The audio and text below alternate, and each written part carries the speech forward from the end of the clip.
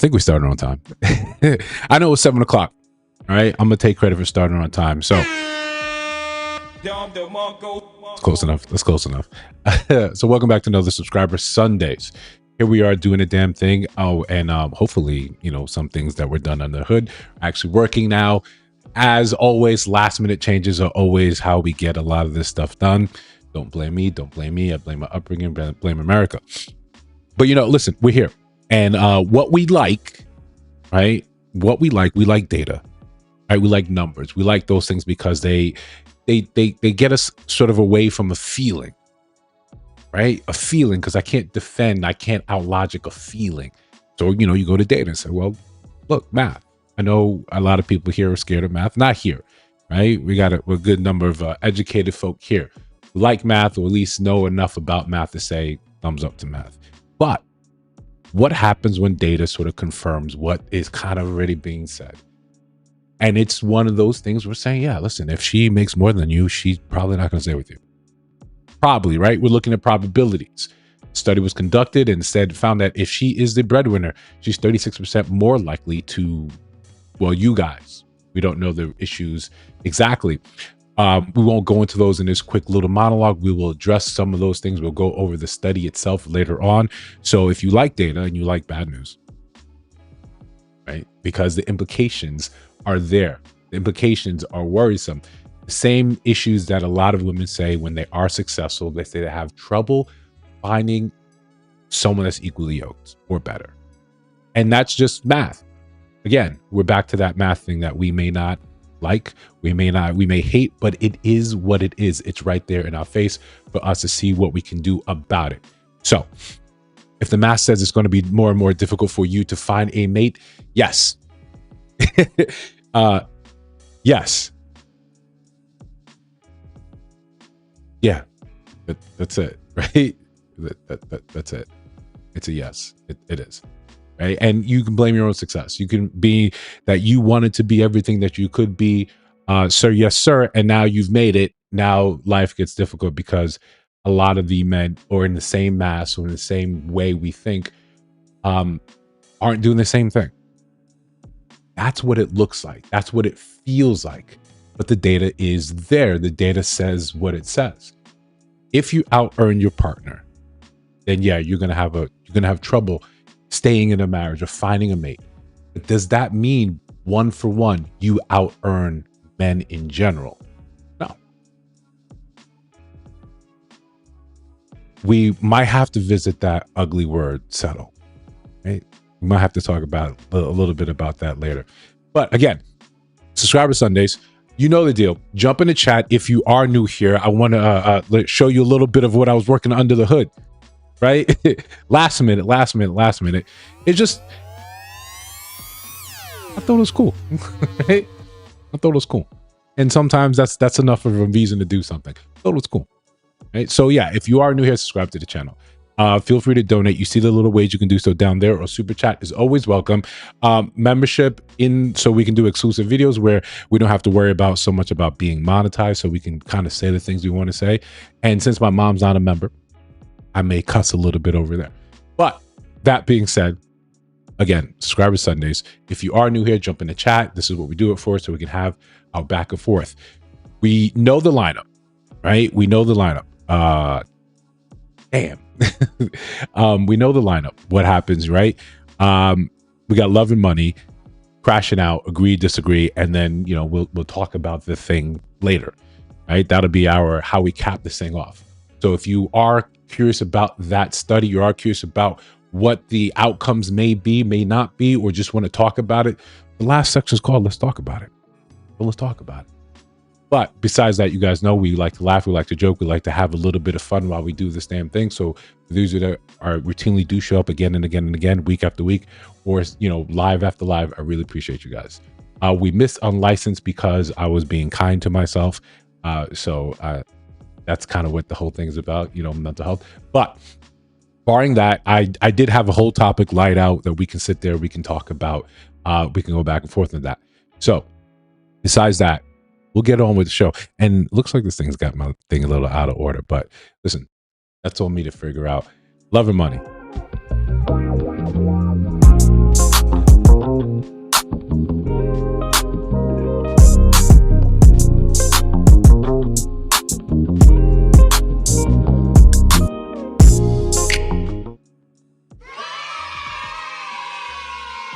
That last picture's so wholesome. They just look so happy, right? They just look so happy. You don't have to worry about much of these things. Yeah, guys being in the chat, thank you for showing up as usual. You guys are the backbone of Subscriber Sundays. Muhammad, I'm seeing more and more of you. I've already been seeing more and more of you. So, again, you're part of that crew. And the first one we really did like a video call with. So we're gonna find a niche for those. Next week we may try to do simultaneously stream here and on TikTok. Just cause, right? We like just cause. But that being said, love and money. So we know things are expensive, right? We get that. We understand that things are more and more expensive, and it sucks. You got inflation, you got shrinkflation, you've got more ways to separate you from your money than ever. So right now we have to get clever ways of getting money. And unfortunately for men, we don't have women aren't thirsty in the ways that would enable someone to go on OnlyFans and make a killing immediately. Or, I don't think cougars are really out there giving money like that. But sometimes there's a bit of overlap. So the question is, and we like to play this game, how bad off do you need to be to try some of these things? And I know you guys, I would never think about doing anything like that. I'm too precious. I'm too innocent. I'm too amazing. But I think everyone has a price. If you say no, you simply haven't heard a number yet. You haven't heard a number yet. Wow. You had letters coming in the mail that said past due, right? That said past due, that said you got to do X, Y, and Z. That's when the numbers start to become more realistic. If it took $30,000 to get you out of debt, real debt, loan shark debt, that could be your number. We're talking realistically. Everyone wants to say it's a billion, trillion. No. You're facing eviction. It's probably that number to get you out of eviction, right? But now, what are you willing to do for that becomes the next set of questions. Again, you guys tell me, how desperate do you need to be? How much debt do you have to be in for your life to look like this? How much? What's the number? 0, 2 million, 20 million? How much? How much? Right? To let an old man, and this is for the fellas. How much to let Mr. Johnson, right? Mr. Cecil. How much to let him rub on those toes while he, probably feeds you as well? Gym membership, right? Maybe need groceries. I mean, maybe it's an ongoing arrangement so you can have that money again and again and again. The point is, everyone's got a price, right? And in an increasingly desperate sort of economy, what are you supposed to do? How are you supposed to say no to that if someone is willing? Someone is willing, right? Someone's willing. Now, how some of this actually starts, how people actually find these relationships, I would assume a lot of it goes into DMs. I don't slide in people's DMs. Right? I never developed the skill. I never sought lessons from the masters and the masters of the universe. How do you properly slide in someone's DMs? But I know how not to. And I know a lot of women here can give you examples of how men incorrectly slide in DMs. Now, we understand it works because, well, the behavior still persists. People are still doing it, so it must have some sort of effect. But we know sometimes what not to do from a very easy example. Bro, I'm tired of looking at this shit. What's the purpose of doing all this, brushing your fucking teeth all day and putting all these healthy ass products in your hair and exfoliating and shit and doing all this glowing and working out and shit just to get on here and be like, nah, I'm straight on y'all. So I can understand his frustration. What's the point when you make yourself pretty, dolled up, skin glistening, hair laid, and then you're not? Then you just want to be left alone? What are you doing? It's mixed signals. So, after a couple shots, maybe he found the courage to send you this long-winded message about what's happening here. What's happening here? I'm confused and I do not like it. Nigga, I love you, bro. Either you finna either be with me or I'ma block you, bro. So if you not finna if you not finna be with me, stop posting. Like, why you keep posting all this beautiful ass smiling and glowing ass skin and shit if you not trying to, like, damn, bro. So is we finna is we an item or do I gotta block you, bro? Let me know. And mind you, I do not want to block you. Like, I would much rather this go the other way. So y'all don't like that? Y'all don't like a man that's direct and forward? Hey, he's seen all the effort that you're putting in there and he appreciates that, but he's getting kind of confused. Like, why are you doing all this? And then you say you don't want to deal with any men. We don't like that, right? Not the saxophone. Yeah, we don't like that. It's confusing. Right? Just the same thing we talked about a couple lives ago. When you have that closed friends, that green circle, and I click on it, I'm thinking I'm supposed to see something, scandalous. Excellent word, by the way, scandalous. I'm supposed to see something scandalous, but it's just you reading the Bible. What are we doing? What's the purpose of you doing all this globe, doing all this work? And to that woman's like that in that video, she said she had no idea who that man was. No idea, but he clearly had a parasocial relationship formed with her. So a lot of times when women complain about men and dating in Instagram and social media, because I don't engage in some of these things, I just think it can't be that bad. But if this is what you guys deal with, I get it. Right? Yeah. I get it. You don't like being dirty and smelling? Yeah, I get that. Right? But it is what it is. Depends on the money. Right? So moving on. Right? Moving on. A lot of times when you talk to your friends, if you're talking to me about one of your problems, you came to me with a problem that's outside of money. We're just talking about your relationship. You had issue with this, and this, and we said, all right, you need to leave that man, or you need to leave her. And, it was a terrible situation where they were taking advantage of your feet, right? They weren't paying you money for your feet. Or like we see a lot of today, you were messing with someone that was married. You had issue with that. Things went left. And then the obvious thing is to do is, okay, you figured out he was married. Now it's time to leave. Leave him, right? Just close that chapter and then talk it to the game. See what lessons you can learn. But sometimes people circle the block. And the only thing you can do at that point is you just have to, you let them, right? Marissa, you got that book, Let Them, right? You ain't back with old boy, are you? No. They been talking. What? See? No. See? Hold on. No. Just a little bit. Oh man, I'm out of here.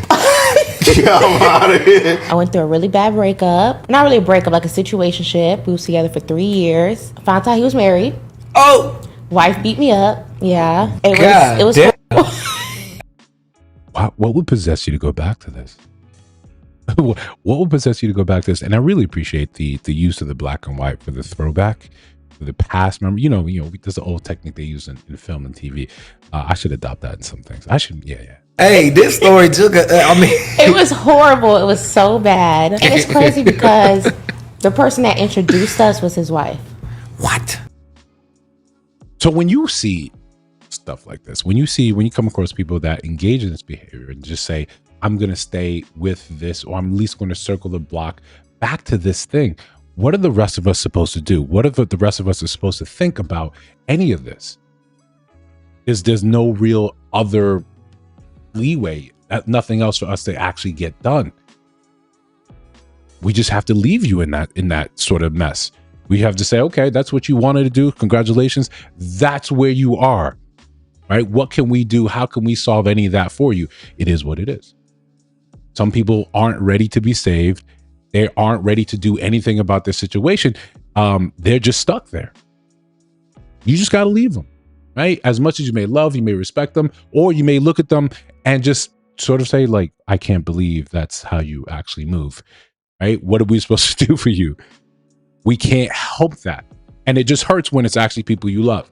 Sometimes you have to watch people fail. Sometimes you have to watch people fall flat on their face, and you just say, right, good, congratulations, I'm happy for you. What, she beat you up? Okay, congratulations, you're going right back to that. What are we supposed to do for that? What are we supposed to do? Right? I got no solution for you. I just got to let you sit there and rock. It's unfortunate, but it's very real. We find ourselves in plenty of unfortunate situations. And sometimes the raw truth of it is the thing that really, really hurts us. And especially when it comes from your significant other. When we look at a relationship, especially marriages, we look at it and saying, yeah, yo, she beat you up and you still talking?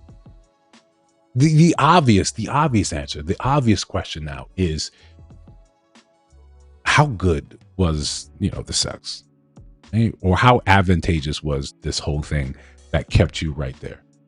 That's the obvious question. The obvious question.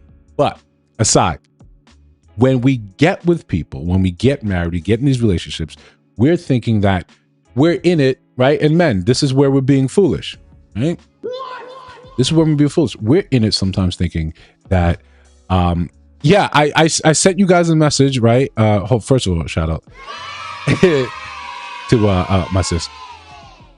My mom called me because I'm a good son, but she didn't realize I was live streaming, so I should have been cursing prior to this. But yeah, they called me and I said, listen, I'm live streaming. I can't do anything about that right now. Unless my mom wants to hop on a call and we just do all this thing together. We can't do that, right? But we always got to pause the show. And now is when the siblings jump in, when the family jumps in. Yeah, just kidding. Yeah. She left a voicemail, so don't worry. Listen, guys, I'm a good son. Right? I'm a good son. Don't you dare. I did a good thing and she was just calling me to say how proud she is of me, how I'm a favorite child. That's normal thing.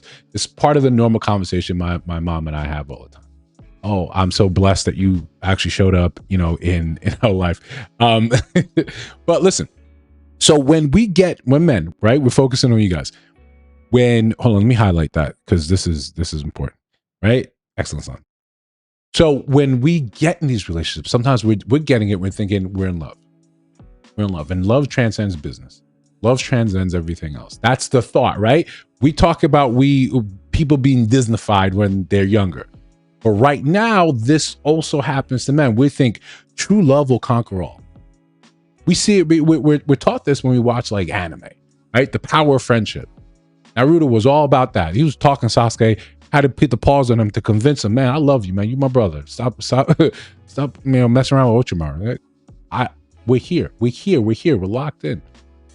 But this is what makes the devastation incredible when you find out that you were not that for her.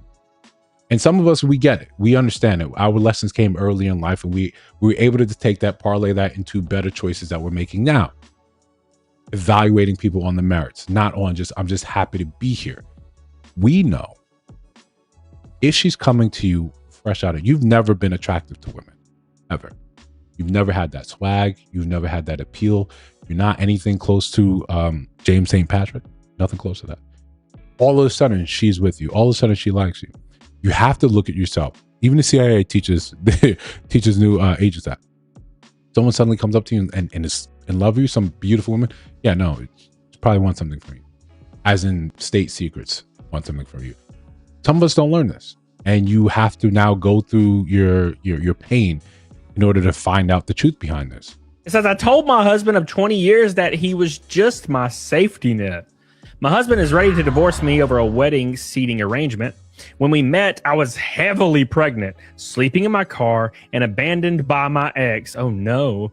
This man stepped in, married me, and paid for every single cent of my daughter's upbringing and private schooling for 2 decades. He sounds like a damn boss. That does not sound like a boss. That does not sound like a boss. Hey, someone's heavily pregnant. You know what? If I want to help, I can help. But now jumping into a relationship with someone that's actually maybe I just want to help you. I want to get you out of the situation. It sounds to me like you don't have high hopes and high self-esteem and thought someone that was down in the dirt, down in the dumps, here, she's heavily pregnant, homeless. This is my time to swoop in. Right? I don't like it. Yeah, but yeah, you help with the kid. That love that. Congratulations. shout out to you. He saved her life. Now she's 20 and she is marrying a 25-year-old from a wealthy family, high society family. When the invitations went out, my husband found out he wasn't even invited. Ooh, damn, that's called being ungrateful right there. My daughter invited her biological father to walk her down the aisle. He is furious, packing his bags and screaming about betrayal after 20 years of financial sacrifice. Ooh. He completely refuses to see the bigger picture. We're dealing with... Wait, what's the bigger picture? What's the bigger picture? The father who had your mom homeless, living in a car, heavily pregnant. What is the bigger picture to see here? What is that? Outside of you marrying a wealthy man, should you not be suspicious of why your father is suddenly now in your life? But more to the stepdad, more to his point, more to his sort of struggle. This is sometimes what you end up realizing when you ignore. You see this a lot when you see mainstream media. For instance, we'll look at Akash, right? We'll look at Akash. Akash left Flagrant 2 with Andrew Schultz. He left that, and a lot of people are surmising it's because of his wife, and his wife has a podcast that he helped sort of create, and in which she talks, not ironically, flagrantly about him, flagrantly about her times in college, flagrantly about their relationship and how she walks all over him. And he left a podcast reportedly or supposedly making something like $100,000 a month. Wildly popular podcast.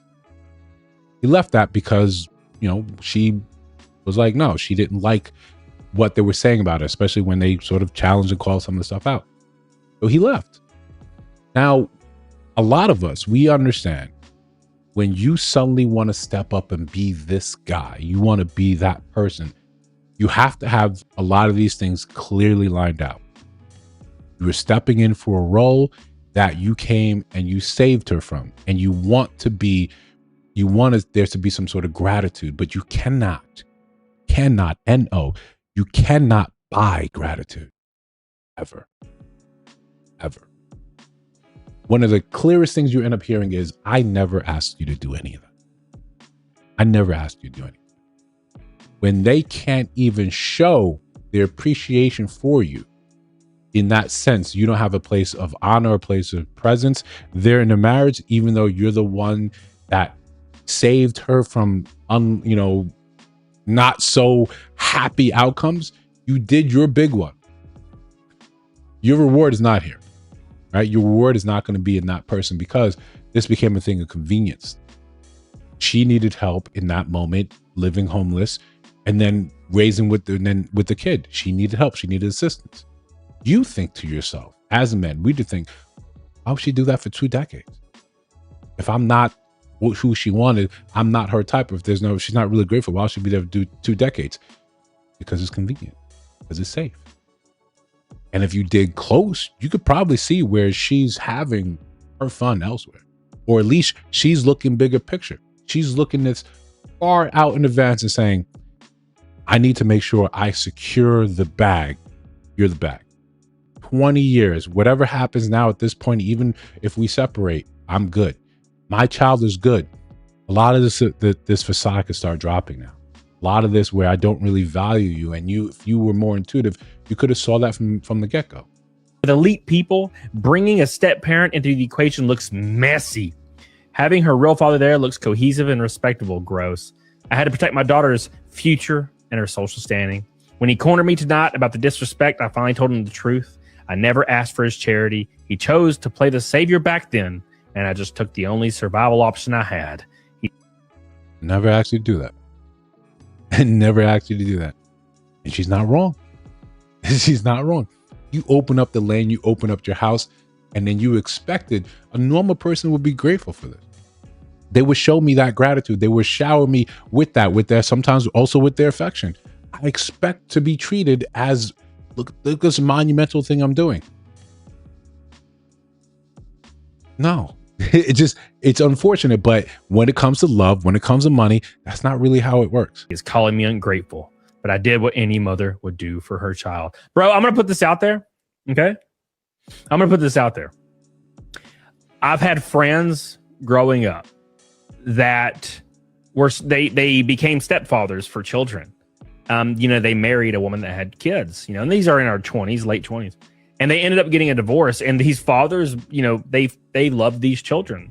They were their fathers at this point. They had raised them for 5-10 years, and then their wife leaves them for another man. And guess what? You have no rights to those children, and you'll never see them again. Listen, 20s is too early, right? It's too early for you to get married, period. As a man, this is for men. It's too early for you to get married. And it's also too early for you to be a stepdad. It's too early for you, right? You don't have the experience. You don't have the test of time. You don't really have a lot of wherewithal, right? You don't really know what type of man you are at that point. When you get pressure put on you, when you get put to the test very early on, you lose a lot of time in which you build up and you have time to learn different lessons. It just sits there right there with you. You have to be this person now. You're called to be Superman, but you haven't really absorbed enough yellow sun yet. Right? You can't really fly. You could leap. You're sort of invulnerable. But someone could still beat the beats on you. A normal human that's athletic could still beat the beats on you. You don't really get a chance to develop. You don't get a chance to cook. Hey, if we cut you open, it's not even rare, right? It's mooing. So you need time.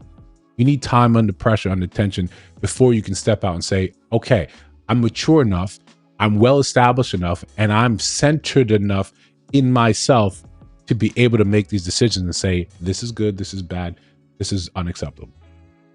When you're young, it takes us a long time to disabuse us of the idea that my entire purpose on this planet is simply to alleviate you and whatever suffering that you have.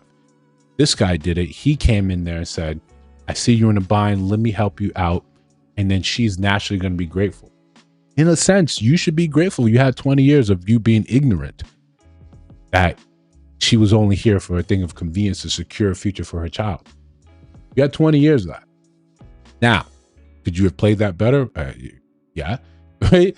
You could have had better self-esteem and said, listen, this is what I need to do for myself. I need to find someone else. Hey, I wish you the best. Here's a couple of shelters. Here's some ideas, places you can go. But especially if you had, friends around that were, guy friends that are able to tell you the truth, you're going after a woman that is heavily pregnant, romantically. What do you think? Do you think she's thinking about romance right now? Or she's thinking about, what am I supposed to do about this kid that's on the way? You played yourself. And it sounds harsh. But no one else can really stop this but you. This is how your level of thinking has got you right here. In that same vein, in the sense of, dating, you dating single moms, now you have another way to sort of approach it. I think another way that's equally asinine.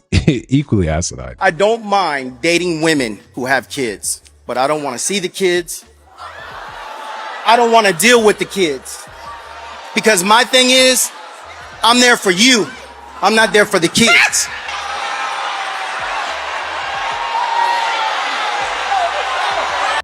He straight-faced that. In a room full of women, he straight-faced that. I mean, we can give him credit for that. So you would date a single mom, you just wouldn't take her seriously? No, I'm going to take her seriously. I'm going to treat her the way she wants to be treated. But I don't want to deal with the kids. Are you saying forever? The kids. How does that work, bro? Starting the conversation, I don't want nothing to do with the kids. I don't want to see the kids. Go date women without kids. It's such a simple solution, because what I find is that there are a lot of men that don't mind dating single mothers so long as they put her being single before she puts her being mother.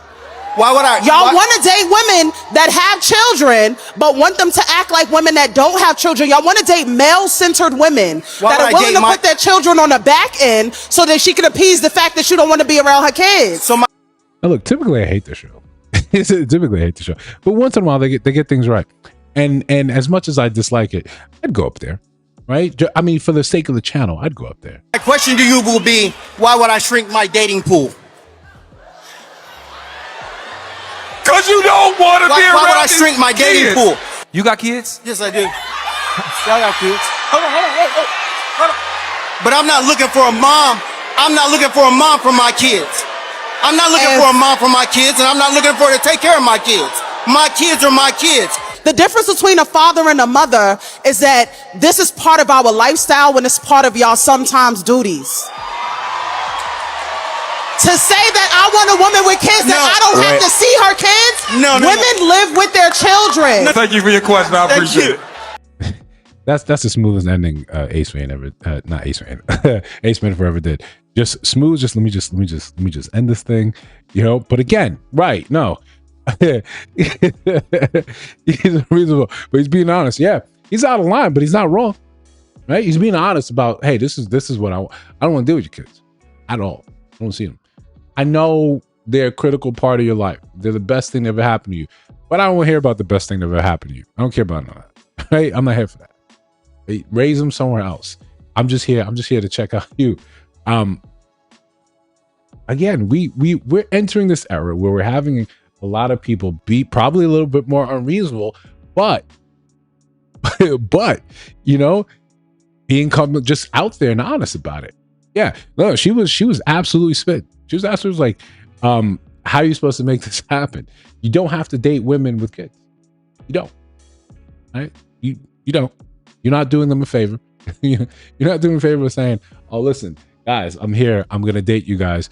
Lucky you guys, you know, you should be so fortunate. No, you don't have to do that. You don't have to engage in that. You know, why'd you shrink the dating pool? Yeah, like I said, because you don't want to deal with kids. Right? You don't want to deal with kids. And then you have to have this explanation. You have to have this whole thing that you say to women and you hope that it makes some sort of sense. You can't be upset when, you know, when they crash out. I got road rage, been burning rubber so reckless. I'ma crash out. I got road rage, I've been burning rubber so reckless. I'ma crash out. I got road rage, I've been burning rubber so reckless. I'ma crash out. I got road rage, I've been burning rubber so reckless. I'ma crash out. Got 100K on my wrist and my... Shameless transition. So again, if you guys are new here, come on, check it out. Jump in the chat. This is what it's all about. Subscriber Sundays. Let me play with my new animation as well, so we can get some sort of mileage out of the damn thing. Oh, now it's not working. But moving on, right? Moving on. It's Crashing Out. It's probably one of our favorite ones, right? And you know, I'm still always scouring the internet for our old show, our favorite game show. But we haven't found those yet, or at least clips that we haven't covered that are actually funny, actually decent. But for those of you that are new, right? Because I constantly see people online saying they just got out of long-term marriages, relationships, and the dating game is new. It's transformed. They don't know what to see. I was transformed like an Autobot, like a Decepticon. They don't recognize it. They don't recognize it. So what I would think, oh, shout out my boy here. Blair, it was good to see you. It was good to see you. But here we got a recap, right? We have a dating recap 2026, or at least in the modern era. So this is the part where you can sit back, relax a little bit, drink a little bit of wine, eat some popcorn. We're going to have this recap like we are 5 years old in the dating market. Not like we're 5 years old, but tools in which a 5-year-old would actually enjoy. So again, sit back. And the internet's a lovely, lovely place. So that's really just it then, Gary? You're just gonna walk away from everything we built together. You're the one who decided to walk away from us so you can lay down with another man, Sarah. That's not the point, Gary. I made a mistake. That doesn't mean you can just leave and tear our family apart like this. You won't even try to make this work. Oh, don't you even dare try that shit on me. I tried to make this work. The first time you cheated on me, Sarah, I stayed. I stayed right here and I stayed faithful. You fucking know that. We went to counseling. I thought we could move past it. I did everything I could to keep this family together. You still threw it all away. You expect me to stay with someone who has sex with my own brother while I'm at work? I'm not saying I expect you to stay. I'm saying you would stay if you really loved me, Gary. If you really loved me, you wouldn't have put me through what you put me through. If you really loved the kids, you wouldn't be putting them through what you're putting them through right now. You're the one who's putting them through this. This is great. This is absolute like cinema right now. Right? It's full of the gaslighting. It's full of the deflection. It's full of this is what you did and I did and this. Again, it's a good recap. This is essentially how a lot of these relationships, at least online, end up looking. I know I'm a good father to those girls, and nothing's ever gonna change that. But that doesn't mean I have to spend the rest of my life with someone like you. Our children are not pawns in your little game of chess, Sarah, and I'm sick of you using them to manipulate me. Well, you know what? Fine then, asshole. You wanna leave? Leave! Get out of here! I'm the one who paid for this house, everything in it. I'll come and go as I goddamn please. Anna Lynn isn't even your child. I cheated on you the same time I got pregnant. You listen here, you conniving fucking monster. You can take everything I have. You can play me for a fool as many times as you can get away with. But don't you ever in your fucking life look at me and tell me that's not my fucking daughter. I've raised that little girl since she was the size of my palm. I'm her father and I always will be her father no matter what. You know that little girl looks nothing like you. I've known that since the moment she came out, but I've loved her all the same because she still deserves a father. And Lord knows the men you decide to sleep with don't even know what that word means. Get out! No, Daddy! No, Daddy! Daddy, please don't leave. Not again. Listen, sweetheart. Daddy isn't gonna be here as much for a little while, but I promise he loves you just as much as he always has. I want to live with you, Daddy. I don't want to live with Mommy anymore. I'm so sorry, sweetie, but it's what the courts decided. Yeah, only because she had sex with the judge like the classless fucking hoe she is. Excuse me? What did you just say, Melody? I called you a classless hoe because that's exactly what you are, you dirty rundown bitch. I'm your mother, Melody. You need to learn some fucking respect. Respect is something that's earned, shit stain. You treat others how you want to fucking be treated, and you walk around here treating everybody else like shit. You have to live with me whether or not you like it, so you better learn some fucking respect. Not when I walk in that courtroom myself and tell the state exactly the type of fucking person you are, Sarah. Your life will only take you so far before they run out of mileage, and yours are almost as ran through as your community snatch. And then you have the audacity to look this man in the eye and say he's not Anna Lynn's father because he's not.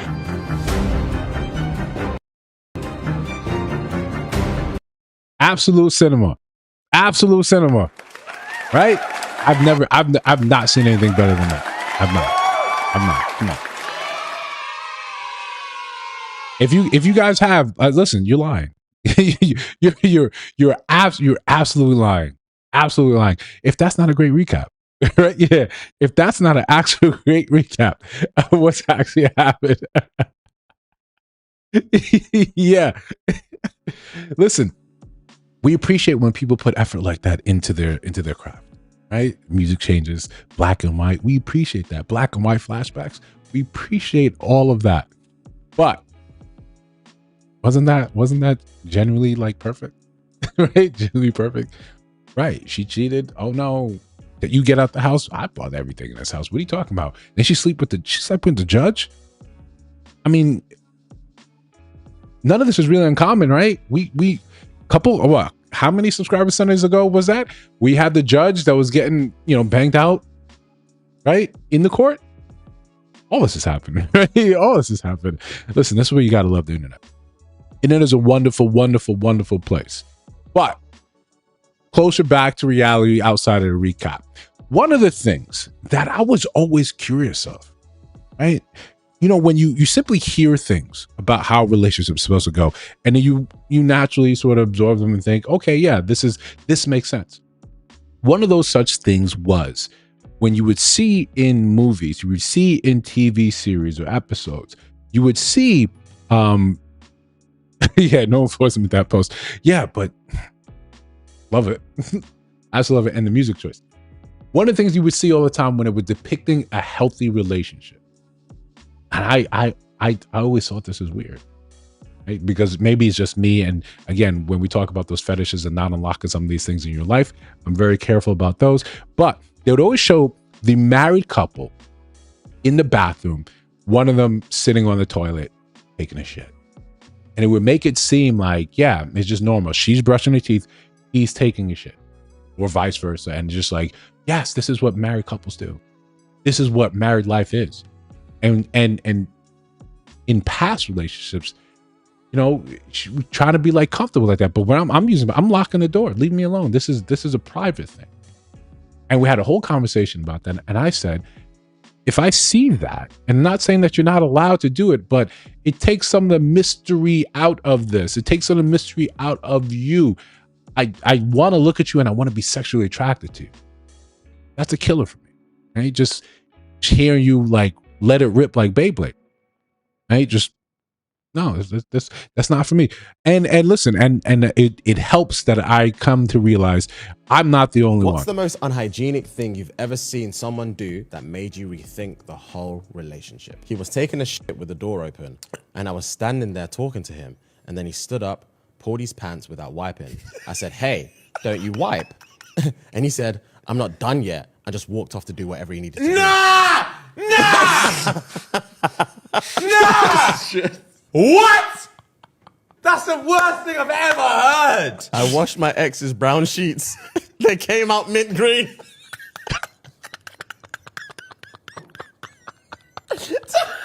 Stop! Nah! It's the mint No, that spun me. Mint green. Wow! He stayed the night, and I asked him, "Where's your toothbrush?" He said, "I'm just using yours." Nah! He threw up in a napkin at the table, set it aside, and kept on eating.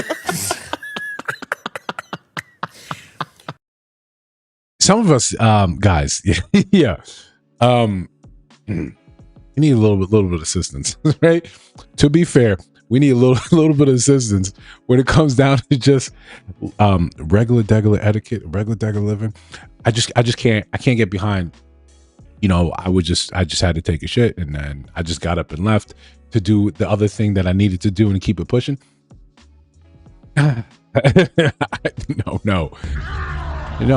But listen, this is if that is what you still find attractive, because you're sitting there talking to him while he's taking a shit. No, right? No, but again, I've come to realize, at least this for a full year that that I have been doing YouTube, that what I find normal, what I find attractive, is not necessarily just the same for everyone else. Some of you guys like some things that are just, you know, they're little out of this world, a little out of this world. But one thing I think my at least my siblings and a lot of people here that do know me in real life, they'll understand that one of the things I do like is a revenge story. I like that. I like when you take your time. I like when you wait. I like when you're wronged and you can be righteous in your anger. And again, this is like most things. Like sometimes I like to point on a channel. It's genderless. It's genderless. Last year, I cheated on my ex-girlfriend of 8 years, Annie, with a colleague, Jess, who I now have a 3-week-old son with. I have no excuse.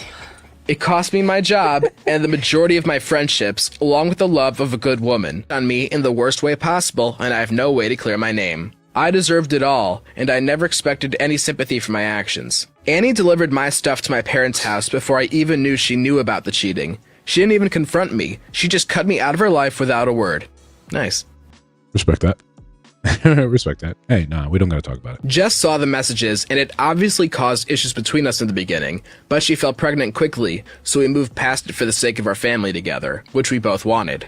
I am 100% committed to the relationship and haven't even looked at another woman since things settled down. So, just, you know, out of curiosity, when you left your old thing, and then because you cheated here, now you committed to this. Why would she think that, you know, that actually mattered or had some sort of merit? Why would she look and say, "Oh yeah, no, of course I would believe that you would be in this thing committed"? But weren't you in a committed thing before? It would, no? In the final stretch of Jess's pregnancy, about a month ago, I saw Annie in a shop for the first time since the breakup. She was pretty cold toward me, but said that a few months ago, she found a keychain my granddad got me when I was very young. It's not valuable, but she knows it means a lot to me, and she said I could come collect it the following Saturday morning. I explained that was 6 days after Jess was due to give birth, so I'd probably need to be home, but she just said I could either get it on Saturday or it was going in the bin, so I agreed on a time to go over. My son— You gotta chalk stuff like that to the game. You just gotta let it go. you just gotta let it go. Was born a few days late, but he's perfectly healthy and wonderful. So he was less than 24 hours old on the Saturday I needed to collect the keychain. I planned to pop on the way to the hospital, but when I got to my old house, Annie invited me in to talk about how things ended between us. I thought we had a good conversation and that both of us walked away with closure. She let me apologize for the way I treated her, wished me the best with my new family, and hugged me as I left. I admit, I held on tightly for the hug, but it was purely because of the relief, not lingering feelings. I spent less than an hour at her house, then headed to the hospital. I didn't tell Jess about any of this because I knew she still feels insecure about Annie, and I didn't. Yeah, no wonder you feel insecure because how you began. That makes sense. Didn't want to add any fuel to that. That's the wrong choice, brother. When I arrived at the hospital after seeing Annie, Jess had revoked my access and the ward manager wouldn't tell me why. I ended up being removed by security guard because I was denied seeing my son for the second time ever and didn't respond well to being blindsided. I tried calling Jess and her mum over and over, and the only response I got was a screen recording of a message from Annie. It was a doorbell footage of me walking through the door at 9:30, then back out after 10:15, and the hug is only partly caught, so it does look like we would have been kissing. The message Annie sent with it said, "Did he even shower and change his clothes between me and holding his son? Congratulations on being stuck with him for the next 18 years. I hope it's everything you dreamed of." No one believes this is a setup. It's something I would never have expected from Annie, and no one else would either, so they're completely rejecting the idea that this is a lie. I sent her a message asking why she did this, assuming I'd still be blocked. Her response was that she wasn't going to let me play innocent, and that I may have deleted all of our messages over the past few months, but she hasn't. So, I mean, again, great revenge. Great revenge, and you kind of had it coming, right? You kind of had it coming. And listen, we don't want to condone you out here cheating, especially, you had a baby or not. What's she supposed to do? We don't know the dynamics of your relationship, but 8 years together with someone, they're going to feel like the time was wasted. Now, they're wasting a lot of your time now, right? And because of the very nature of your relationship, why would you believe that you just went in and had closure? Is that what you call it? Is that what the cool kids are calling it? Closure. The cool kids are calling it closure. Esther, thank you for that, for a little donation. The jewels. Run the jewels. People that know that deep cut. But in the same vein of revenge, right? This is why, of course, we're saying, your personality, how you act, these things matter. How people know you. If you're known to be this sort of way, stepped out on her, had a baby on her, then this sort of says what this is the type of person you are. Everything that you were before you were committed in this relationship, we ascribe to you a higher level of trust, of grace. Well, you shat on that. Now we're going to think the worst of you in all situations, and I'm going to think that you're a liar. So now, even if you're telling me this fantastical story, without proof, I'm not going to believe it. And she's got you dead to rights. There's nothing you can do at this point. And now you had a tenuous relationship with this woman that you're your sexual affair partner. Now you may not really grow. You may not really get a chance to be a father. Wow. Robbing you of that chance. Probably how she also felt. You may have robbed her of the chance 8 years together with someone, and no mention of, hey, we're going to do this. We're going to get married. We're going to have kids, whatever the case is. So, just desserts is probably, appropriate, but yeah, damn. Damn. But we're not done. We like revenge, right? So we like revenge stories. From a girl's perspective. There's a couple next door are insufferably happy. I hate them. They're always giggling, watching Netflix together. Our walls are paper thin, and I can hear them joking, making love, hosting parties, etc. The woman invited me to their blackjack night, and I had a great time, and I felt bad about my intentions to break them up. So sometimes, you just a hater, right? Anyone from New York can completely understand that. Sometimes that's just part of our DNA, it's part of our makeup. We got to hate. You see them being happy, and you can hear them getting it in. You're just trying to watch Netflix. But still went with it. So she went out of town for a few days, and in the morning she came back. I knocked on their door and said, I heard all the moaning all night. And so she's just like, I wasn't here.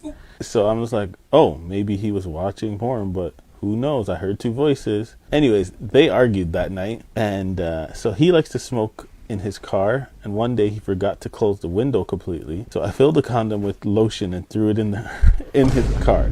She found the frozen used condom, and they were fighting for days. When she went to her mom's house, you never really would go, right? You would never go like, it's lotion, and lotion has a distinct smell, but you would never actually open up a condom and smell it. You would never do that, right? Especially when it's filled. You would never. This is also good. This is also good. I slept with her man. You would take notes. He's sad and he misses her, so I told him that I saw her with another tenant and that he should move on too. Now, I'm running out of ideas to keep them apart, and I feel like he's ghosting me to get back with her. What do I do to keep him around? Move. Yeah. You are a homewrecker. You are a homewrecker. Misery loves company. She's the problem. Dog, what is that, man? I didn't know what was happening next to the entire know.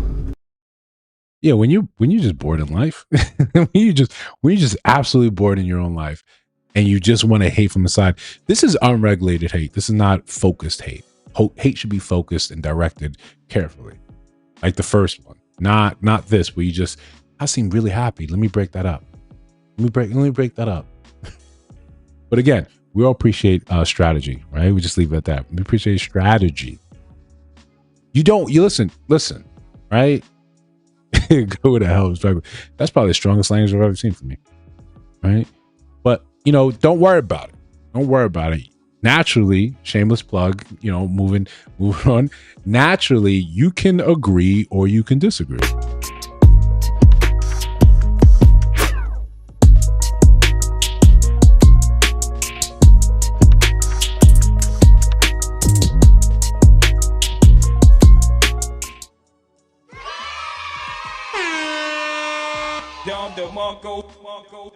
All right, listen. Talk about hot mess, right? One of the most unhinged things that I think men, I'm speaking for men, you can jump in, the guys in here, they jump in and see if I'm off base. It's when our wallet is spoken for, when our intention behind it is spoken for. You're supposed to do X, Y, and Z, fill in the blank. Girls' night and male participation is one of those things that I just feel like if I'm there and you're around a bunch of your friends, why is it thought that I automatically should pick up this bill? Why is that even in your mind? Why do you think that any of this actually makes sense? My boyfriend comes to the spot with me and my friends. It's on him tonight. He better know it. So that's up to you, big dog. Now, if you come out with us, that's all you. Everything we do is on you. The food, the hookah, you're paying. You knew you was paying when you was coming. That's you should have never came if you didn't want to pay. Yeah. I don't even know why you're standing here. You gonna make us dig in our purses while you're here? You're not doing that. That's a game we can't play. My girl not going for none of that. That's why you're not going with her. No. If I go, you're not paying for all these bitches. She's making her friends pay. Even if I try, she's like, no, that's our money. Fuck that. No, but she shouldn't have you there because it's girls' night anyway. If that's the case. Like, no. Now it's girls' night because I ain't paid. Before it was okay. If I paid. Buddy, you gotta pay. We not going for that. Me and my friend group is not going for that. And you got one time. Because at the end of the day, you know what? What? If you wasn't here, somebody else would be paying. Now you making us pay. Now it's your fault that we're paying. That's kind of... It is the truth.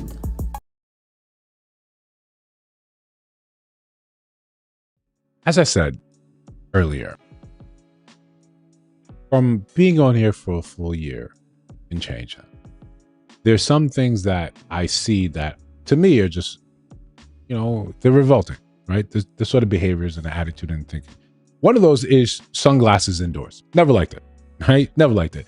Sunglasses in the airport, sunglasses on the plane. Never liked it. Ever, right? Ever. Aggravating. Childish, right? Sunglasses on the podcast, childish. You know who likes to do that? Paul Pierce. Don't like Paul Pierce either.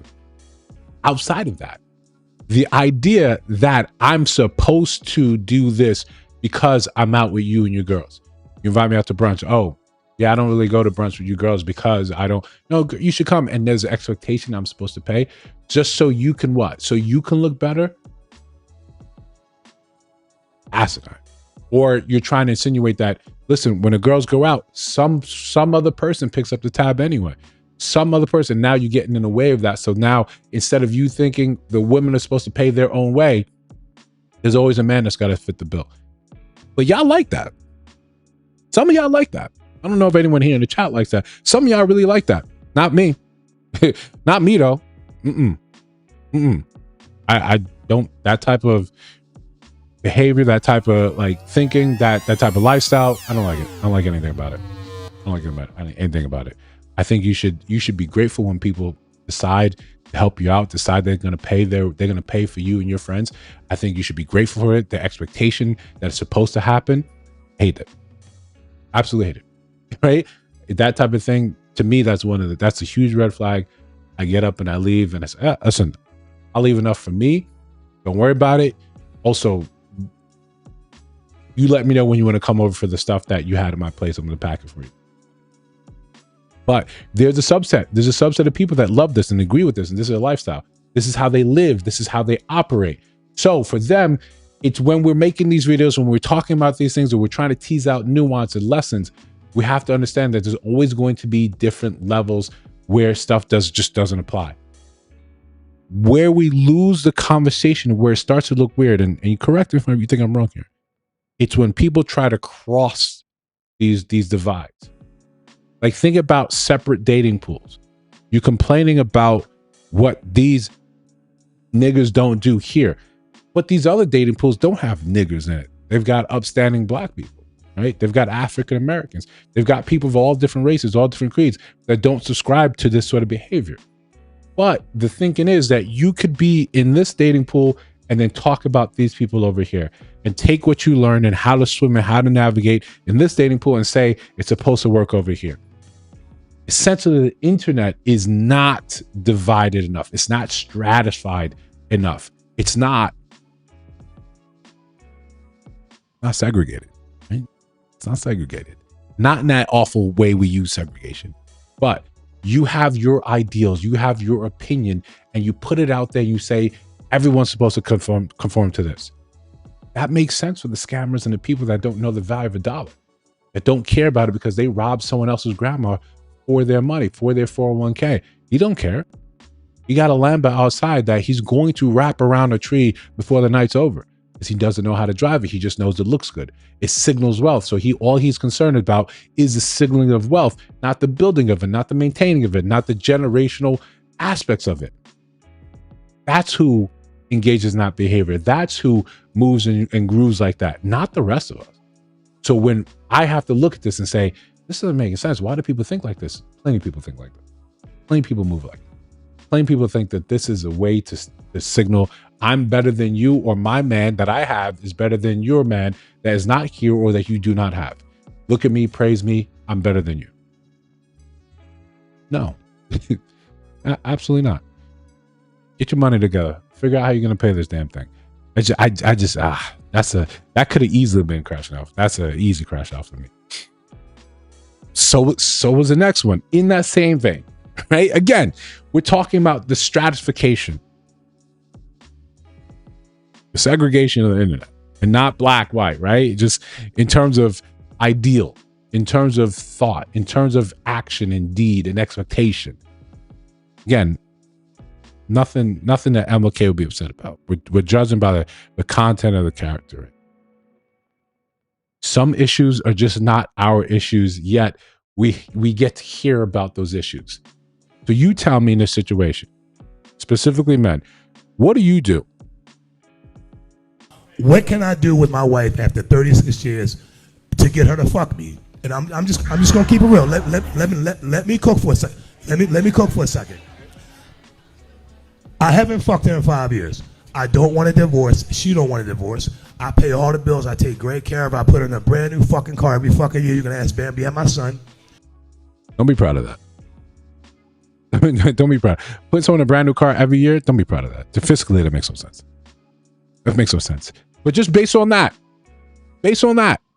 36 years together, she says, you're not gonna see me naked. We're not gonna do none of that. I'm not gonna talk to you while you're using the bathroom. None of that. We're not gonna.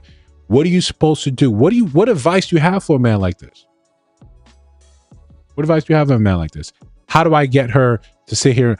I'm doing all the things, right? I'm doing the things where you say, I got to pay the bills. I've got to be a provider. I'm doing all the things. Why am I not getting my wee-wee played with? Why is that not happening? Why are we not engaging in the sex as a married couple? We both don't want a divorce. Why? This is a fine line. that sometimes men seem to be required to sort of, you know, does he watch it? He hasn't indicated whether or not that's an issue, but we'll let him continue, and then also we'll listen to the advice that he's given, But she won't give me no pussy. I got a question, right? You're a boss, right? Yes, big boss. Big boss, right? Yes, sir. Well, won't you take that fucking boss behavior to your household? Like, you can't just be a boss Come on. in the work world and not let that come home. What? What? Okay, I thought we were trying to help you. What? You pay all of the bills. You're a prisoner of comfortability. I don't want a divorce, but I want pussy. She won't give you pussy. Get her the fuck out of here. Everything you name. That last part, cool. Get that. I get that. You're not entitled to her body, but you're saying, hey, this is what I need.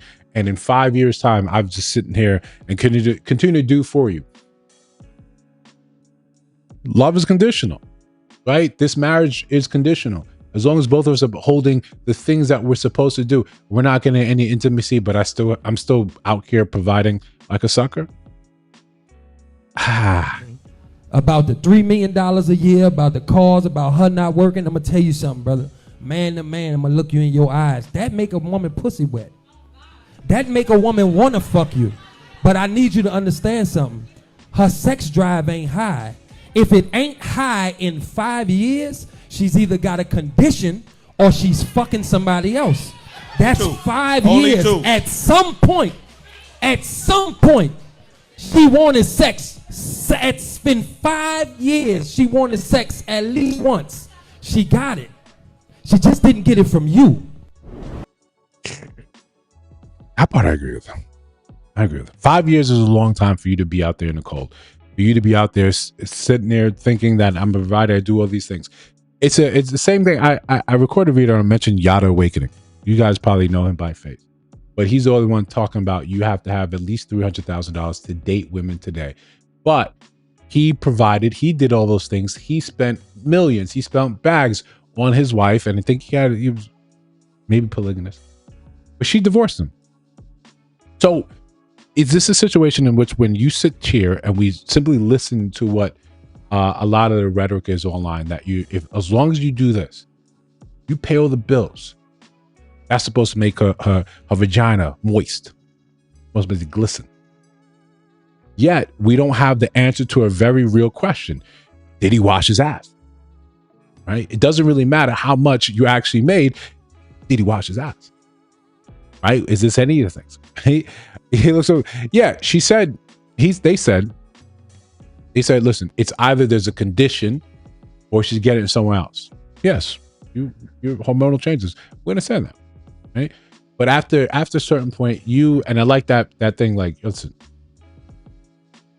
if you're sitting here telling them and regaling them about all the stuff that you do, all the amazing stuff that you do, but at home you can't have this conversation and saying, hey, I'm really not getting what I feel like I want here. This is important to me. It's critical to me, but I'm not getting it here. Either we need to have an arrangement where you understand why I'm not coming home at night, or we need to separate this. The problem is, after 36 years and she's not working, because you bought into an idea that was never really yours, right? You bought into an idea. I'm going to be known as the man, and people around here are going to know me as a man because my wife is not going to work. Now you go to court, you go for that divorce, you're paying alimony for the rest of your life. Rest of your life.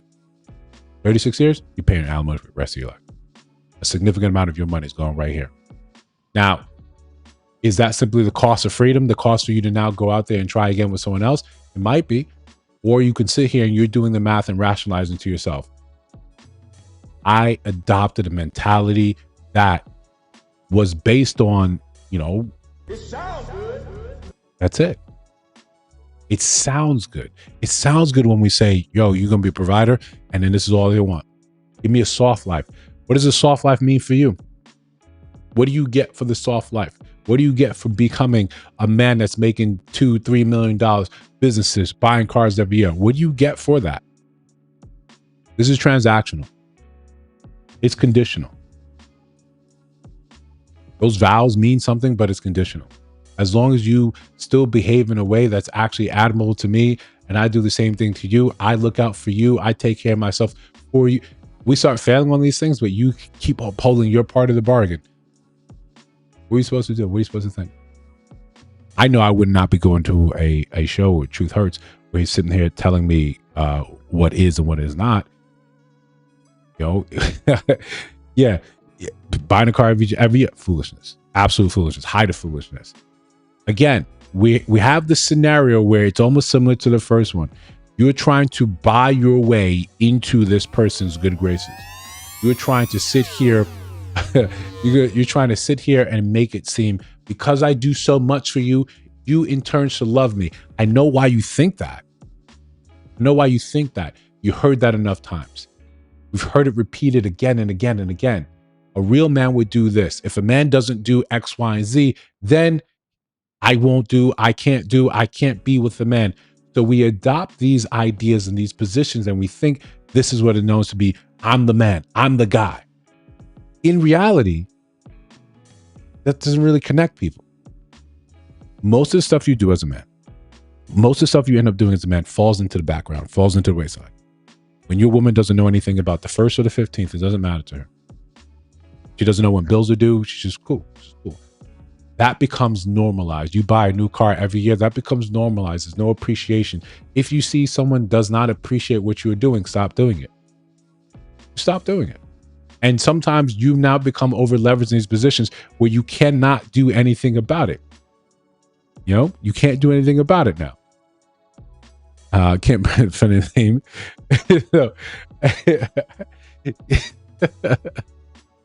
Listen, love it.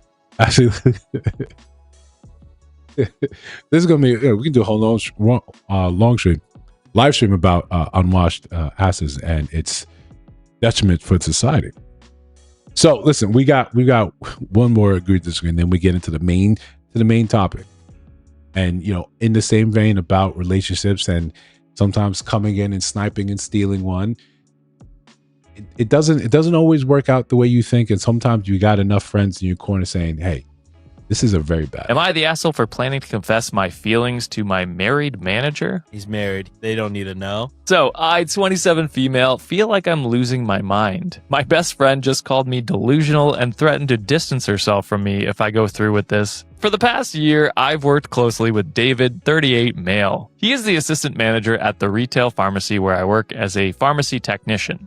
He is married to Sarah and they have 2 toddlers. His locker is covered in drawings from his kids and he talks about his family constantly. Yeah, you got a real good shot, OP. On paper, he is the ultimate family man. But over the last 6 months, I feel like our relationship has changed. It started in November when my dog passed away. He noticed I was crying in the break room, went down the street and bought me a vanilla latte and a muffin. He sat with me for 10 minutes and just listened to me vent. No one else at work even noticed I was upset, but he did. Since then, we've developed a routine. Whenever we pass each other by the stock room, he gives me a specific warm smile. I think it's just a smile.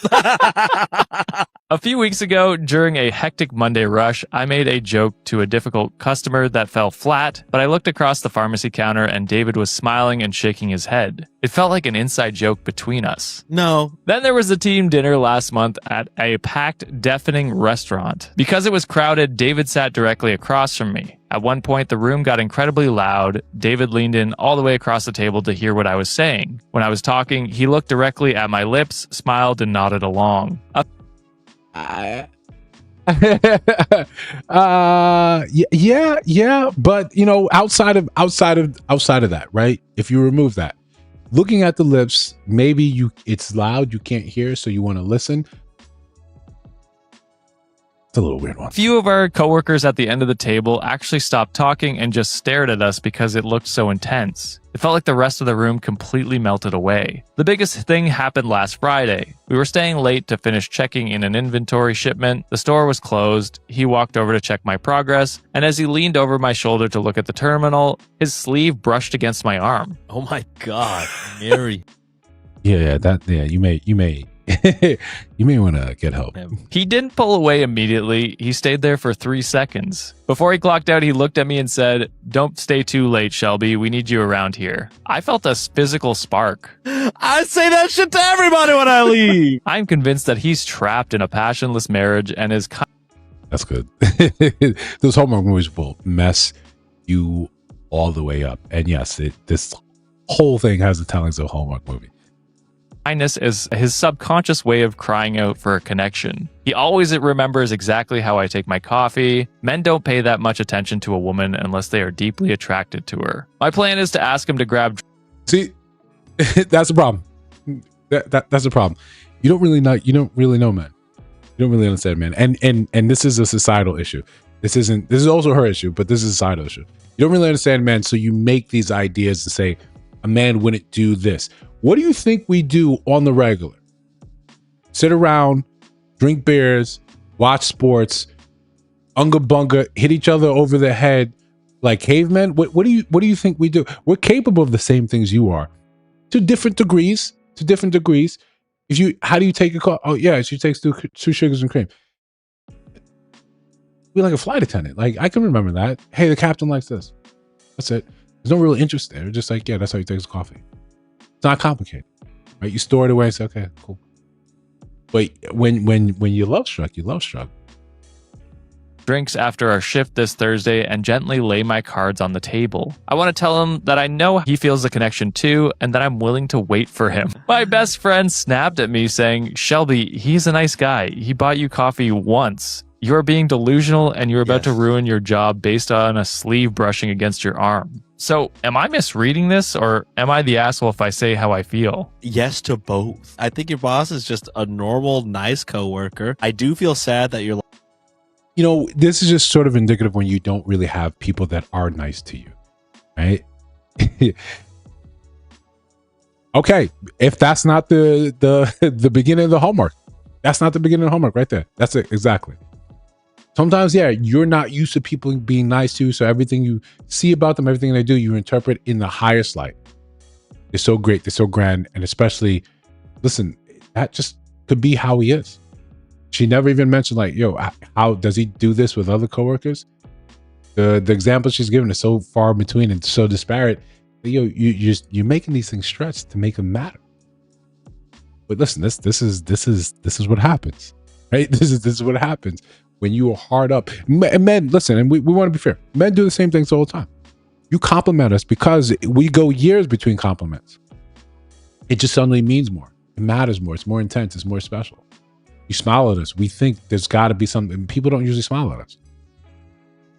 So we think there's more there. And then sometimes as you get older, you learn to rein that in, say, no, you're just smiling. You're just being nice. I'm not talking about my family, right? I'm not talking about fair. But he's going to tell you it's just business, right? He's just going to tell you it's business. Single white female. Yeah. Listen. It is what it is, and I'm happy for her. I hope she shoots a shot. I hope she loses a job. I hope she learns a lesson. Because these are the things that make great stories and make growing pains. This is how people learn about who they are. And we don't want to stand in the way of people actually learning lessons. But, you know, outside of that, we got the main topic. We got the main event, right? Don't smile at any coworkers. Right? It's too late. Blair's a smiling guy, right? He's a popular guy. We'll talk about it.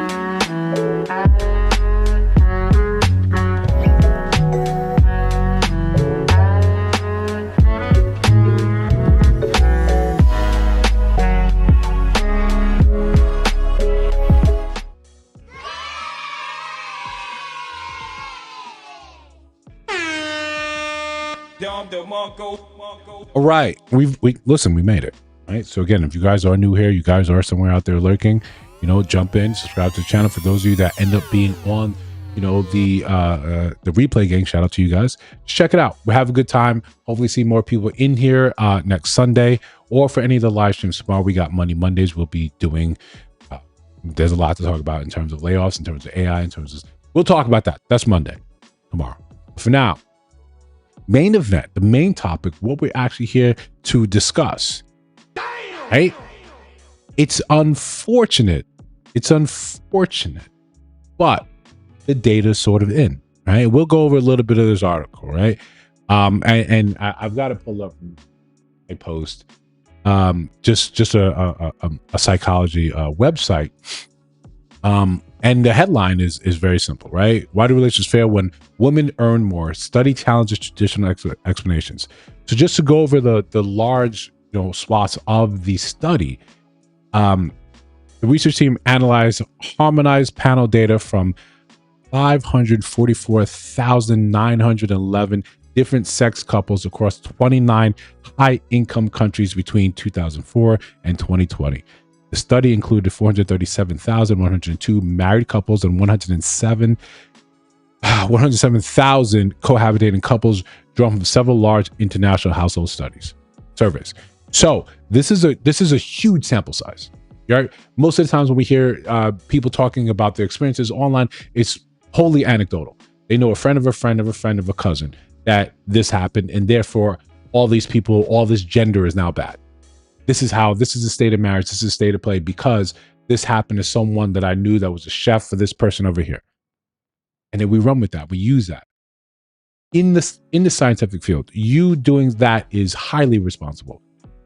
It's even if that turned out to be true, it's not a replicable study. None of it actually matters. So we can't use that and say for the larger sample size of the population, we can't have any discernible, data that we can give. You built a whole chest based off push-ups. Does that mean it's going to work for everyone else? No, we need a large sample size. This many couples is a very large sample size. Then across 29 different countries, it's even better. It's even better when we're just looking at for data's sake. That's even better. It holds to the validity of what we're talking about here.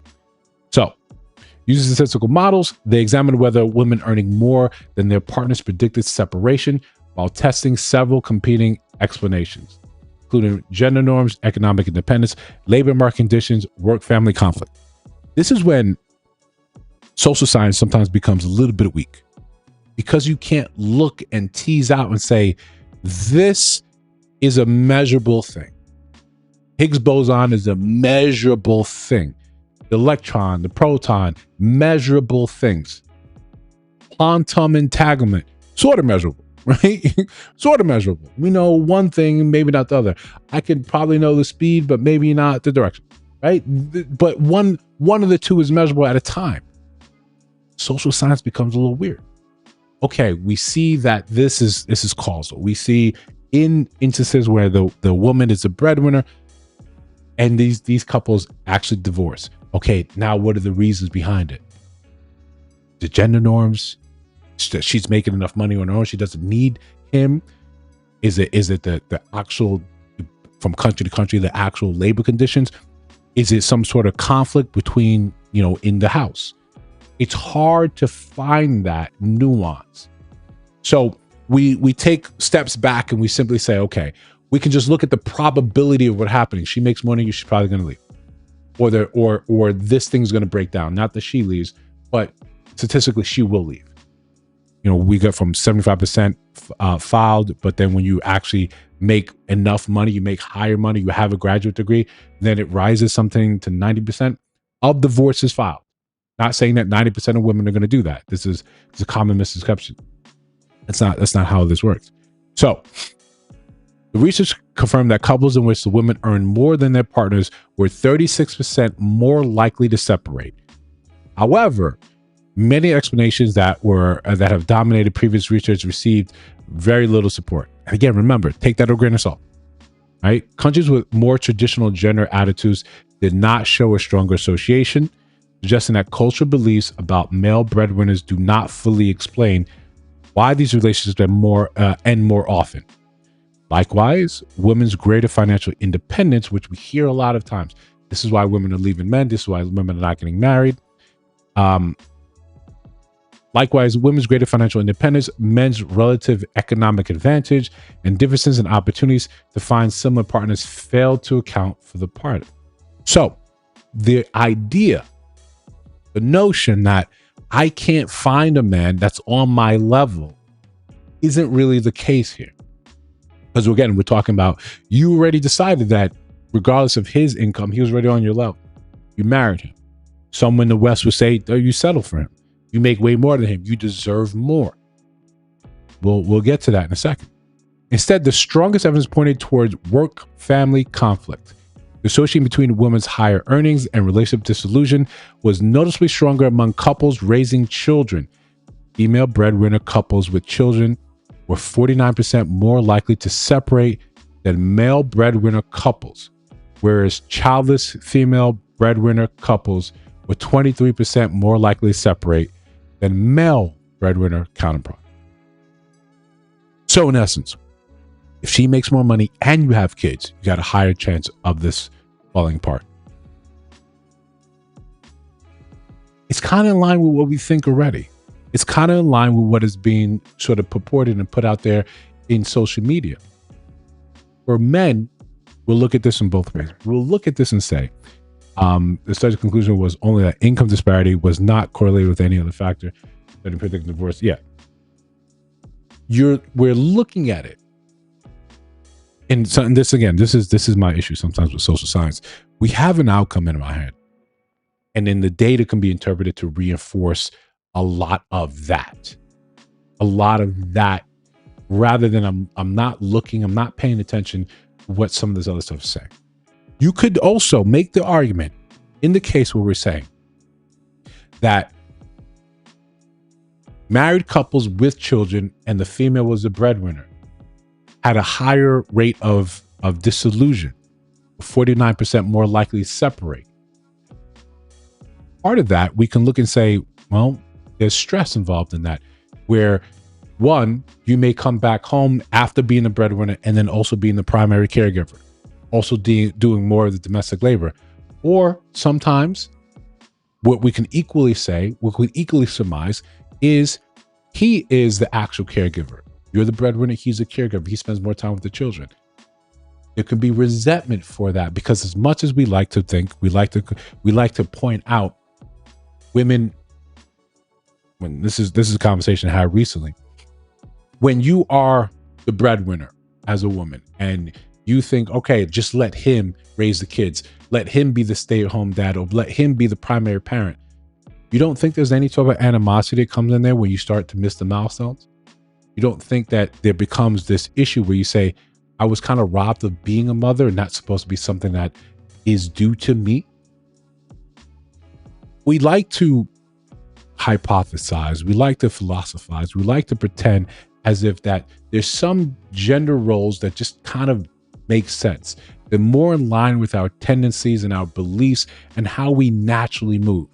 When we look at domestic labor around the house, well, that's because women are cleaner than us.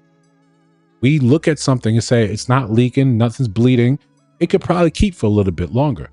Women say, no, this is, no, it's Thursday. We're supposed to wash and do the laundry and clean the bathroom. Hey, it looks good to me. Like, you don't see the mold in the corner? No, ma'am, I do not. I do not. I want to do other things. But me tinkering around on a car in the garage, and I could do that for hours, holds no interest to her. When men sit there and obsess over some things that are domestic labor, like you want your lawn to be pristine, that's you. This is just sort of a gender thing. It's because that we're not the same. So there's differences that actually exist here. Doesn't mean that one is better than the other, but when it comes down to nurturing, well, yeah, you're more nurturing than we are. You see the way we actually sit down. We love our children, but we're more saying, yo, you need discipline. I'm more concerned with preparing you for the world than right now saying, hey, it'll be all right. It won't be all right. You need to get ready because you might have to fight the Russians, the Iranians, right? The Contra. You might fight aliens. I need you ready right now. You're like, babe, kid's 2 months. Okay, good point. Right? Good point. But reality is we're different. We're different. So when you occupy the role of breadwinner, well, that's a role that's predominantly been for men. Not saying that you can't do it. It's just one of us is more willing to do it. One of us is more willing to, and the conversation right now is being born about sacrifice, that men don't sacrifice when they go to work. The hell you don't. Even though you are at work doesn't mean you don't want to be home. Even though you're at work does not mean you don't want to be home with your family. You don't want to miss. You think we want to miss the milestones of our children? We'd rather be at work making some boss or some government entity making them tons of money. And then we get the video. If you're lucky, in our generations, we get the video now of the first steps, the first word.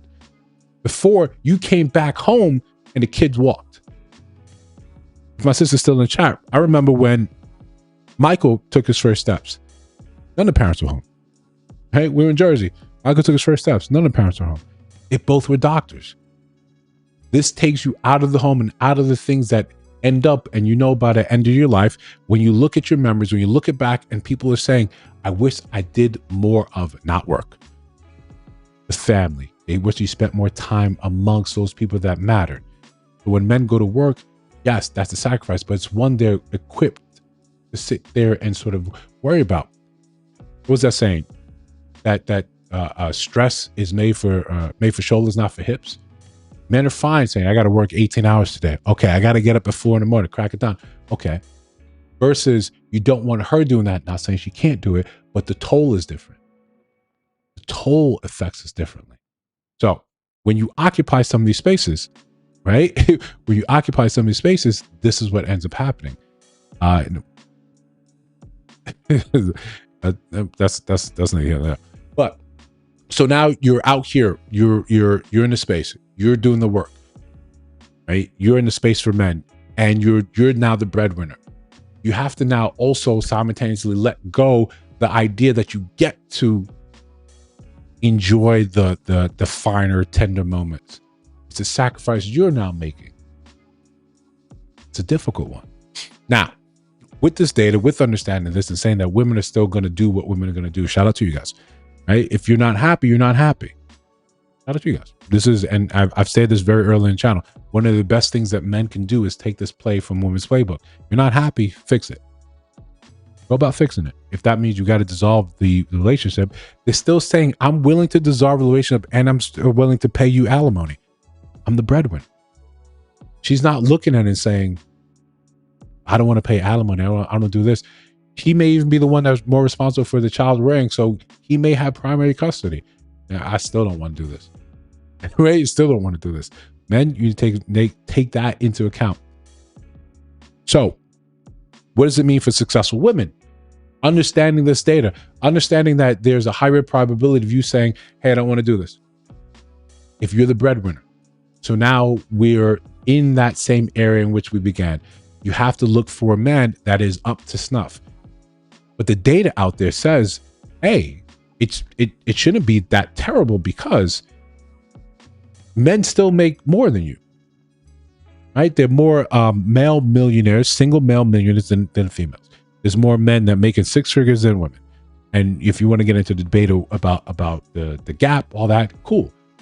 But we're just looking at the pure data, pure numbers right now. That means we're back to the same game where you have to compete for those men that actually fit your criteria. You have to be a little more ruthless even. When those women, those bums who don't make anything, who are making $50,000 a year, they're saying, I want a man that's making 6 figures. You don't deserve him, right? You don't deserve him because if you get with a guy that's making 80, you'll be happy. Maybe not happy like happy, but you'll be happier. I can't, right? You should look at that and get ruthless with it. You should say, you're not capable. You don't deserve these men because I can't go down. I can't date down. 36% more likely to leave, to ruin this thing, for this thing to ruin if I make more than him and you currently make $150,000, $160,000, $180,000. You need that type of man.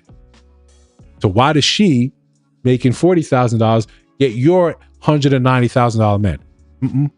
Can't do it. You gotta get ruthless with it. War is the answer.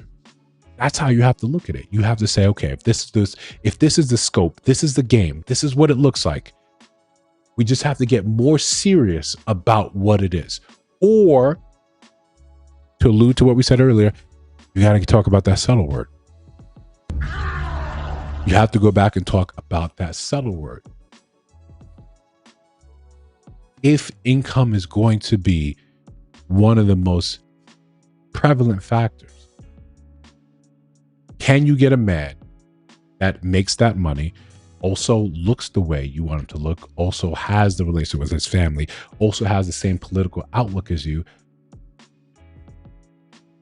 What are we now thinking? Is that possible to find all these things? This is Sparta. Shout out to Mark. You're right. Are we looking at these things realistically? And especially now when you have, this is for the woman, if this thing ever breaks wide in 10, 15 years, they look back and say, what were you talking about earlier? If you're with the man now that makes significantly more than you probably need to stay right there. You're with a guy that makes six figures. You probably need to stay with him, right? Probably don't need to nag him about anything else because you don't come near his income. You make $40,000, he makes 100. You got $60,000 leeway before that gene turns on and you say, I got to divorce him. I got to divorce him. I'll make more than him now. For men, we need to look at this and actually have our eyes wide open and understand. We know a lot of this anecdotally. We know and accept this anecdotally. She makes more than you, or you lose your way, you lose your job. You got a timeline. You're in a finite period now where things may not continue the way they've been. Part of it is a hunt for stability and security that now she doesn't have those things solved. Or the pressure becomes too much for her. Or you guys don't simply change the line of how things are supposed to work around the house. She goes to work and you don't pick up any other tasks, any other chores, any other things to make their life easier. You just have the same expectation. You just don't have a job. We cannot continue to shy away from money when it comes down to relationships. I think women have their head on straight and they say, this is what's important to me. Be damned if you say anything else. I don't care what you have to say about, yo, but, only but. And it sounds cheap. It sounds awful. It sounds like yada. If you're not making enough, some of these conversations stop being about you. You don't qualify for some of these conversations. That's the idea. That's the rhetoric. You don't make six figures? I'm not looking for you anyway. But I make 50. Right? She makes 50 and you make 50. You're thinking this would be something online where it makes sense for us to actually make this thing together. But as long as her eyes are still set above you, there's nothing you really can do here. Because instead of you thinking this is a conversation of people that are breadwinners, people making more money, breadwinner can still be, she can make 60, you can make 50. Still the same data set that applies to you. The study looked at high earners. Doesn't mean that that doesn't apply to you down here in the low middle class. Right? The middle class or up. No, it still applies. We cannot pretend like money isn't an issue. Money doesn't matter. It's not a factor. It's silly. It's stupid. No. Why should she care? She cares. You care.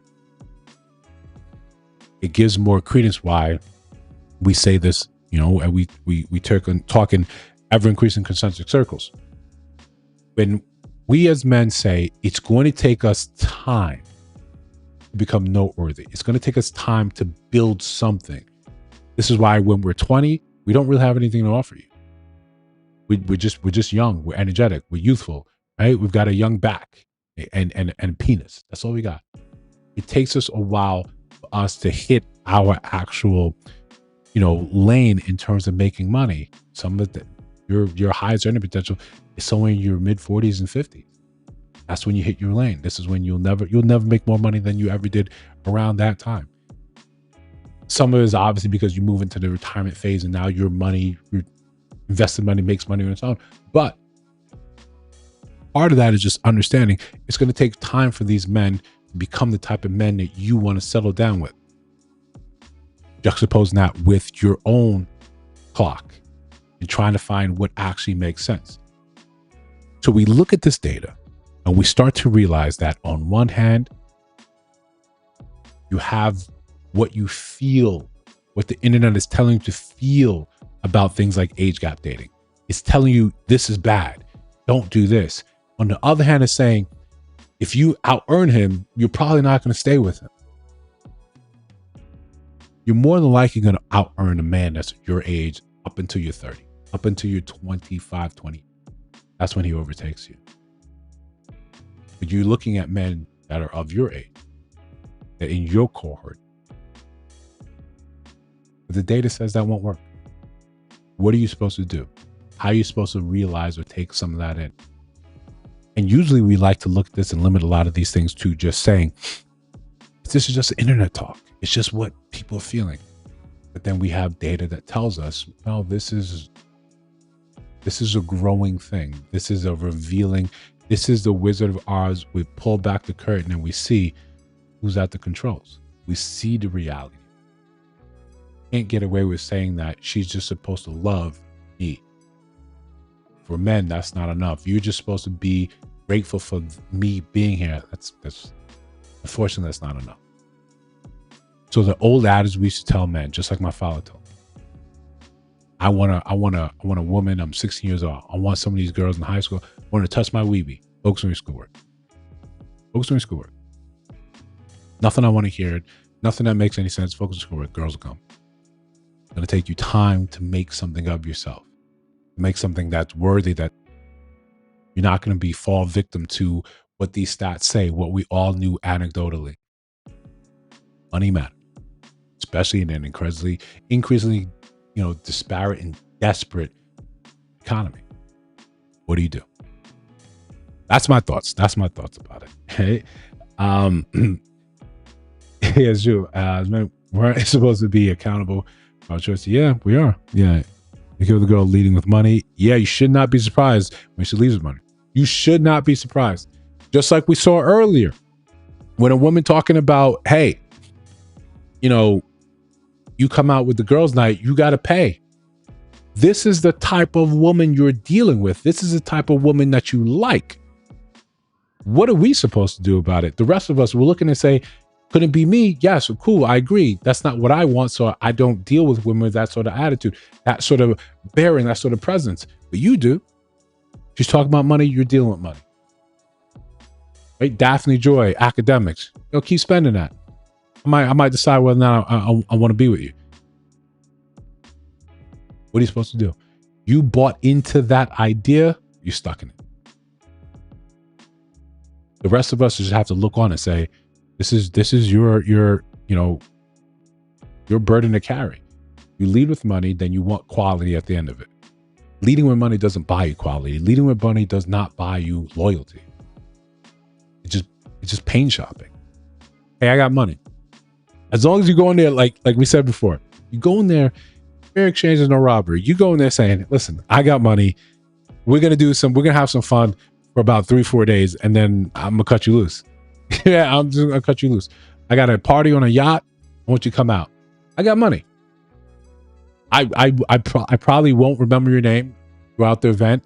And after that, I probably won't see you again. There'll be someone new that I want to sample, I want to try. But long-term return on investment, this is the other side of it. This is the other side of it. And then we'll end on this. When we make money the focus, when we make money the most important thing for these relationships to actually continue to work, we once again stratify the dating game. We stratify the men and we say, you have to make this much. And that only highlights the disparity. If you do not fall within here, women old to young, beautiful to not so much, they all are eyes are focusing on you. Pareto principle is right there for you. 80% want 20%. That 20% with inflation is probably going to be somewhere around 13%. If you are part of that 13% and that becomes your job as a man, become part of that 13%. Why would you settle for anyone? If the qualifications are so stringent, why would you settle for anyone? You're just saying, hey, this is what I am. Why? We're not building enough of that case. We're just looking at so many reasons for you to disqualify men today. Say you do not qualify. You're not the type of man that I want. Okay, when you find that type, tell me why they should be convinced to do anything that you want. Like a legitimate reason why. Hey, you should love me. You should put a ring on this. You should do all this. We should build a life together. Why? Why? I escaped all the traps. I escaped, the quicksand, the Acme tunnels, the dynamite. I escaped all that. I made it out. The rabbit season or duck season, I escaped all that. I'm on the other side of it. It took work for me to get here. Now, what do you want me to do? Walk back? Things like this, although there's real, although there's data, it ends up making this dating pool even more and more stringent and unfair to the 80% of men that don't get chosen, and to maybe 90% of the women that also don't get chosen but get slept with.